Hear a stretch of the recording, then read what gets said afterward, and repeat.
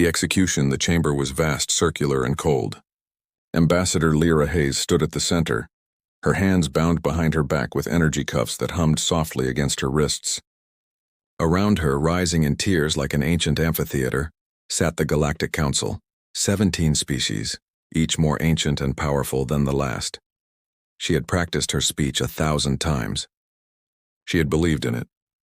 Now, looking up at the Council's emotionless faces, she wondered if any of it had ever mattered.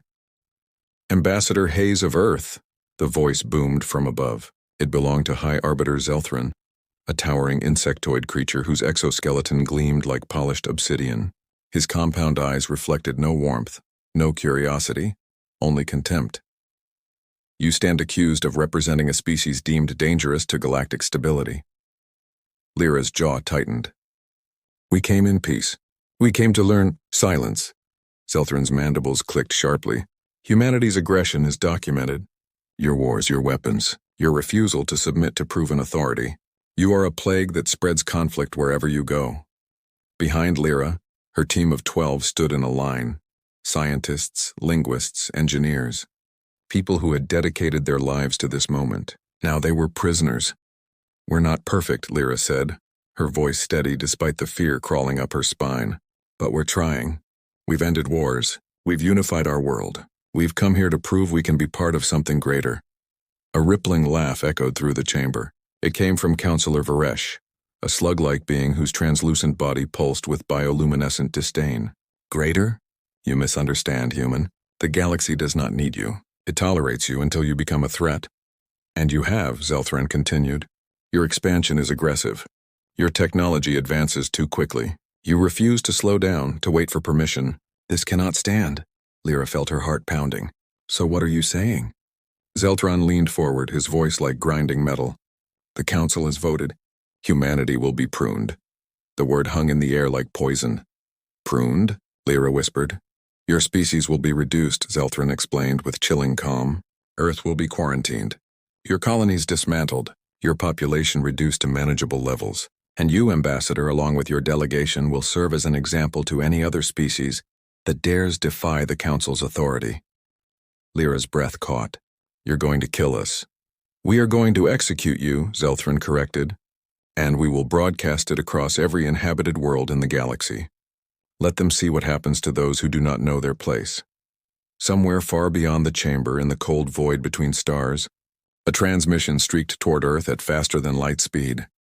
It reached the Terran Command Center in Geneva within minutes. Admiral Reuben Voss stood in the operations room, his weathered face illuminated by the holographic display. He was 73 years old, a veteran of the resource wars, a man who had seen humanity at its worst and fought to make it better. Now he watched the live feed from the Galactic Council chamber, and he watched Lyra Hayes, brilliant, brave Lyra, standing alone against an empire of tyrants. Sir, a young officer said quietly. They're really going to do it. Voss didn't respond. His eyes were locked on the screen. The execution was efficient. No speeches. No ceremony. Zelthran raised one clawed appendage and beams of concentrated energy shot down from the ceiling, striking each human delegate in sequence. Lyra was last. She didn't scream. She didn't beg. She looked directly into the camera and said, Earth will remember this. Then the light consumed her. The operations room was silent. Voss felt something cold settle in his chest. Not rage, not yet. Just a terrible hollow certainty. He turned to his senior staff. How long until the fleets are ready? Commander Eliza Karn, his second-in-command, stepped forward. She was younger, sharper, and had been advocating for Protocol Solstice for years. The Neptune yards can deploy within 48 hours. The Saturn contingent needs 72. Then we move in 48, Voss said flatly. Admiral, another officer interjected, his voice shaking. Sir, with respect, this is the Galactic Council. They have armadas. They've ruled for millennia. We can't. They executed our people, Voss said, his voice like iron. They broadcast it like a circus. They think we'll roll over. They think we'll beg. He turned back to the screen where the feed had cut to Zelthran addressing the galaxy. Let this be a lesson, the High Arbiter was saying. No species is above the Council's judgment. Not even humanity, Voss's jaw tightened. Activate Protocol Solstice. Send the order to every fleet commander, every outpost, every colony. Karn nodded sharply. What's the message, sir? Voss looked at her, and for the first time in decades, his expression was utterly without mercy. Tell them we're going to war. The awakening deep in the Kuiper Belt. Beyond Neptune's orbit, the darkness shifted.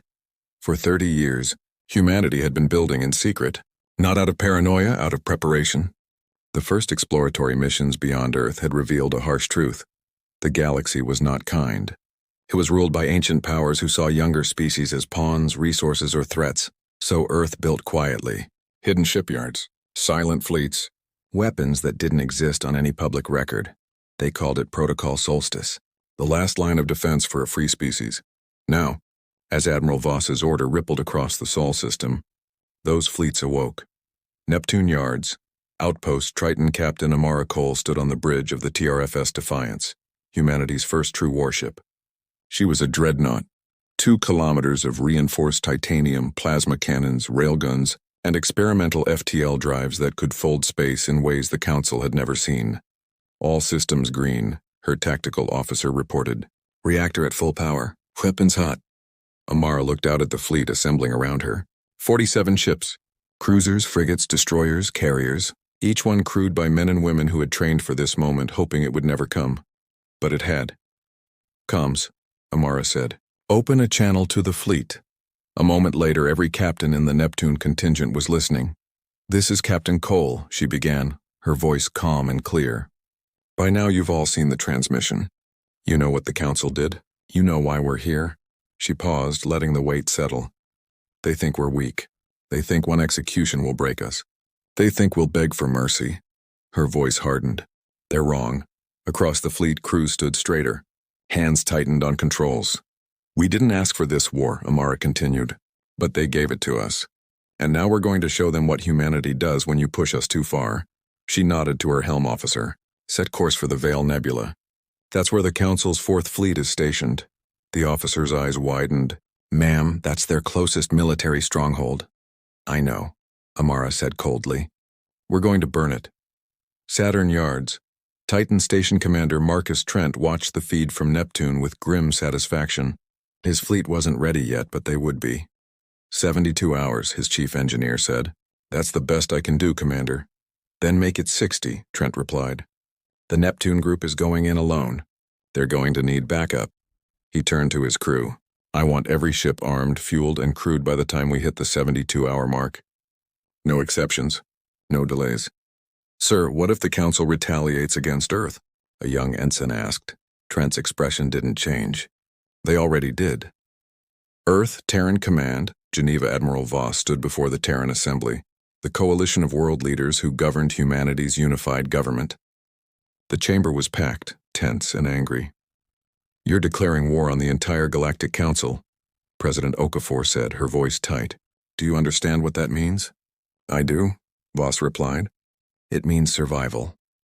They'll come for Earth, another delegate argued. They'll glass our cities. They'll try, Voss interrupted, and they'll fail. He activated a holographic display, showing the hidden fleets, the defensive grids, the planetary shields humanity had built in secret. For 30 years we prepared for this, Voss said. We knew the Council wouldn't accept us. We knew they'd see us as a threat, so we became one. President Okafor stared at him. And if we lose? Voss met her gaze. Then at least we'll die free. The room fell silent. Finally, Okafor nodded. Do it, bring them hell. The storm the Vale. Nebula shimmered with clouds of ionized gas and newborn stars. It was beautiful, and it was about to become a graveyard. The Council's 4th Fleet hung in formation near the nebula's edge. 90 warships, each one centuries old, each one commanded by species that had never known defeat. Fleet Commander Zathar, a reptilian officer of the Krenathi Dominion, sat in his command throne, reviewing reports with casual disinterest. The execution of the human delegation had been broadcast hours ago. There had been no response from Earth. They know their place now, Zathar mused to his second. The humans will beg for leniency. Perhaps the Council will allow them to exist as laborers. They do have clever hands. His second hissed in agreement, then the alarm screamed, Contact! A sensor officer shouted. Multiple FTL signatures right on top of us. Zathar lurched forward. What? How? Space tore open. 47 human warships dropped out of FTL in perfect formation, their weapons already charged, and they opened fire. TRFS Defiance. Bridge. All batteries fire at will, Captain Cole barked. The Defiance shuddered as her main cannons roared to life. Streams of superheated plasma and magnetically accelerated slugs tore across the void, slamming into the Council fleet with devastating precision. 3 enemy cruisers exploded in the first salvo. They're scrambling, her tactical officer reported.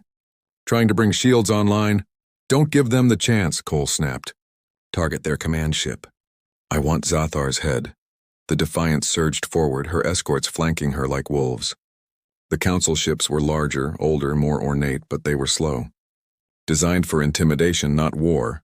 Humanity's ships were built for one thing: killing. Council command ship, Eternal Dominion Zathar, watched in horror as his fleet burned. Return fire, he screamed. All ships return fire. Energy beams lanced out toward the human vessels. But they moved too fast, too unpredictably. They used the nebula's gas clouds for cover, striking and vanishing like ghosts. Commander, we're losing ships too quickly, his second hissed. We need to retreat. No, Zathar roared. We are the Council. We do not flee from... The Defiance fired. A railgun slug, traveling at a fraction of light speed, punched through the Eternal Dominion's shields, through its hull, through its reactor core. The explosion lit up the nebula like a dying star. 20 minutes. That's how long it took humanity to annihilate the Council's 4th fleet. When it was over, Captain Cole stood on her bridge, watching the debris field drift silently through the void. Casualties? She asked quietly.